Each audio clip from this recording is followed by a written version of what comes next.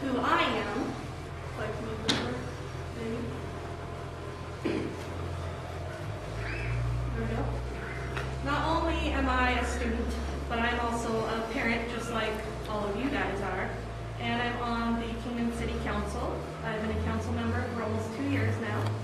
I have my associate's degree from Mojave Community College in elementary education, and I will be receiving my Bachelor of Science in Interdisciplinary Studies with my emphasis in learning and pedagogy this spring, which is just a really big way of saying the theories of education and learning. So just like you guys, I have kids, and they drive me nuts trying to figure out how I'm going to get them to succeed. So today we're going to look at a couple different ways of how we can get our students to succeed in school. You know, the first question you have to ask yourself is whose job is it? Whose role is it for your kids to be succeeding? Is it the parent's role? Is it the teacher's job? Or is it the student's job to ensure their success? So the first thing I like to look at is the parent. You know, what makes a parent? Just because you are a mom or a dad doesn't necessarily mean that you're the only parent. You could be a grandparent, you could be an aunt or an uncle who's raising the kids, or you could be a foster parent. So the first thing you have to look at is what type of parent you are and who you are. So according to the Education Act of 1996, they define the parent as a natural biological parent, whether they're married or not. Any person who, although is not a natural parent, has a parental responsibility, or any person who, although not a natural parent, has to take care of a young child. So that can encompass pretty much anybody. And I'm sure that you guys probably know kids who are living with parents who may not actually be a parent or may not even be related to them. So as a parent, you have to ask yourself, what are your responsibilities? And there is FamilyResource.com has 8 essential parent responsibilities. And the 7th responsibility is involve yourself into your child's education. So the most important thing is to get in there, know who your teachers are, know what your child's assignments are, always be a part of their courses, their information, their projects, get in the classroom as much as you can. You know, does anybody here have the opportunity to go volunteer in their children's classroom at any point in time? So yeah, it's so good. There are so many classrooms that need the parents to help. And there are so many kids who all they want is for their parents to come and be a part of their classroom. So next we're going to look at the roles that a parents play. Because you know as well as I do that parents wear more hats than anybody else in the universe. As a parent, you have to be a cheerleader, you have to be the friend, the teacher, and although none of us like it, we have to be the enforcer as well. So what is your role as the cheerleader? As your child's cheerleader, you need to first and foremost always find a way to tell your child that it's okay. Encourage them. Let them know that even when they fail, they succeeded in trying, and how important it is that they get up, brush themselves off, and try again. Above all, just make sure that you help your child to succeed by telling them how important that they are. As their friend, you need to find out what's going on in their life. Who are they hanging out with, and what is it that they're really doing in that library? You know, Jesse Jackson once said, your children need your presence more than they need your presence. Giving gifts to your child isn't going to help the fact that they need you to be there, whether it's in their classroom or sitting with them and helping them with their homework. The parent as the teacher. This is something that sometimes parents are a little antsy to be. Maybe you don't know as much as you would like to about math, or maybe you don't read as fast or as well out loud as you would hope. But that doesn't change the fact that your kids need you to be there just the same. Keeping the lines of communication open between you, the parent, and your child's teacher is so important in keeping your child in a successful path on life. Reading with your children every day, nobody realizes how important it is. I had a college professor once who used to pound into our heads how important it is that we read to our kids. And one day he says, so last night, I'm reading to my son while he's going to the bathroom. I'm looking at the guy like, you read to your son while he goes to the bathroom? He's all, he can't go anywhere, he's just sitting there. So as long as you have him sitting still, take advantage of it. So I may not read to my kids in the bathroom, but before dinner, after dinner, find ways to read with them, even if it's something as small as having them read the recipe or reading the ingredients off a box of cereal. You know, I can't think of one food item that doesn't have something on it that you can't read together while you're cooking. That's one of my favorite places to help all of this, to be the teacher, to be the friend, to be the enforcer is the worst part. Nobody wants to have to be the enforcer. In fact, I can't tell you how many times I've said to my kids, do you think I want to be punishing you right now? I mean, how many people in here want to ground your kids? Anybody? Because as the parent, you're just grounding yourself. If my kids are grounded from TV, that means I don't get to watch Grey's Anatomy, because you know they're just going to be standing in the hallway, looking down and see what you're doing. So as the enforcer, it's your job not only to make the rules, but stand by them.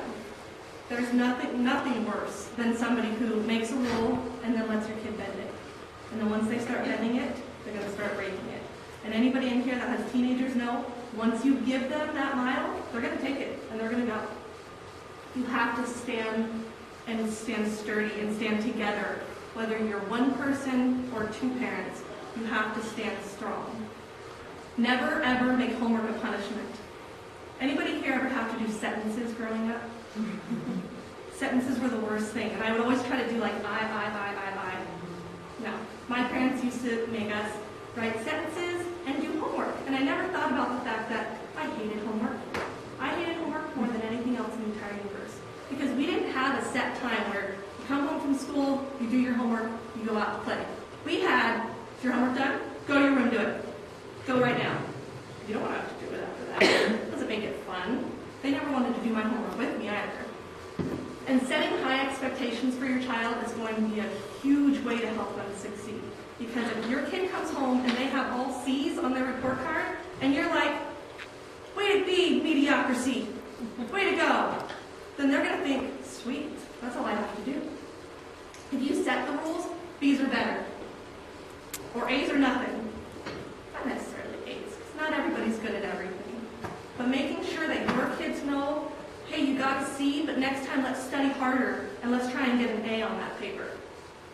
You're going to be fostering them to realize that they can set their goals higher than what they originally thought. So now we're going to look at the teacher. What is the responsibility of the teacher? Just like parents, teachers wear many, many hats. You have a kid that comes in, they're upset, you have to be the mentor, the judge. You have to be 100 different things at 100 different times. Characteristics of a teacher, of all the things that are up here and all the different ways that you can be a teacher, for me the most important thing is love what you do. I don't know about you guys, but I've had those teachers that were just a teacher because for them it was easy. It was the easy path to take. But I'll tell you what, when you have a teacher or your children have a teacher who's excited about teaching, your kids are excited to learn. I had a teacher, I was in junior high, and as a kid I wanted to be a paleontologist more than anything in the whole world. I was such a nerd. I would watch these documentaries, and I have boxes, banker boxes full of notes that I took watching these things as a little kid. I get to 8th grade, and I have a biology teacher. I'm so excited to take biology. I failed. I don't fail, and I failed. And I thought, I can't do science. I'm way too stupid for this. So then I get to college, and you have to take Biology 101 for any degree that you want. So I'm dragging myself into my first day of this class going, I'm just going to fail this. This is ridiculous because my expectations were set here. I get this teacher who's amazing. If anybody here has ever had Dr. Tom McKinney at Mahoney Community College, then you know that he is an amazing teacher. And not only was he excited, but he made you excited. And he made me excited to the point that I changed my major and I changed my emphasis to biology because I loved it. I took every biology class available, not because I liked biology, but because he expected me to do well, and I did. I got A's. I loved it, and I couldn't get enough of it. And that's the most important characteristic a teacher can have. You can find ways to make things exciting, you can respond to your students in a positive manner, but none of that is going to make any difference if you don't love what you're doing. The teaching environment is the next important thing. If your students come into your classroom and it's havoc in there, your kids aren't going to be learning anything. I happen to have a teacher right now that my son is in her class, and and she has none of this. She is not organized. She does not follow through. Her classroom is always a mess. He's not doing well. So now that makes it my job as the parent to help the teacher, to help my child succeed. Their responsibilities are not only to teach your children, but they have to teach according to statutes, which, believe me, after going through the education program, I can tell you that there are more rules added to the teacher's job every single day.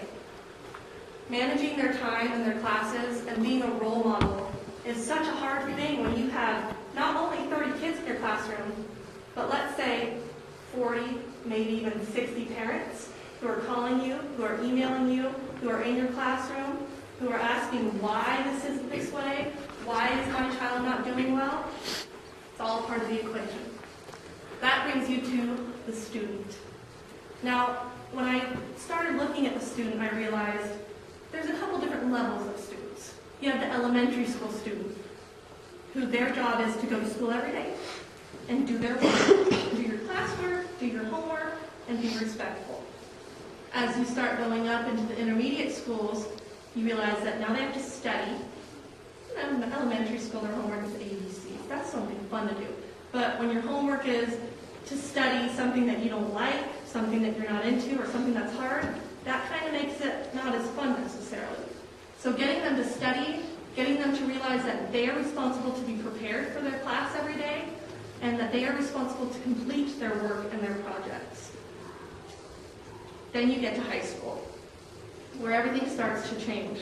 Because not only now do I as the parent or I as the teacher expect you to be prepared, but you better be prompt, you better be ready, and you better have personal responsibility.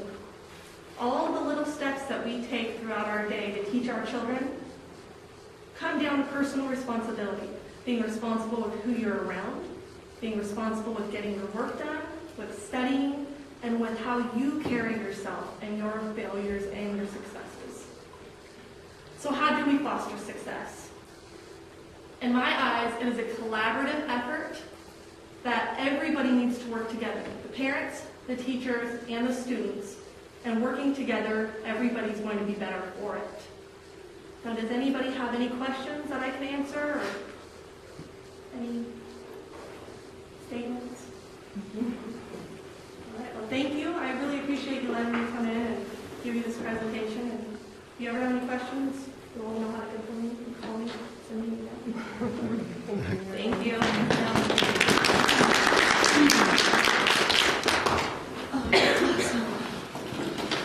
Okay, so do y'all have your lives? I started at like 14 something. Yeah? Oh, it's still going. Sorry. Okay, so who's going to start? I'm racked down to 2. Sorry. I'll I start. don't know how to stop that. It's still recording. I don't know either. Yeah, go ahead. If you just let it go for another 2 minutes, it'll My stop. name is Annie Meredith. I'm married to Michael Meredith.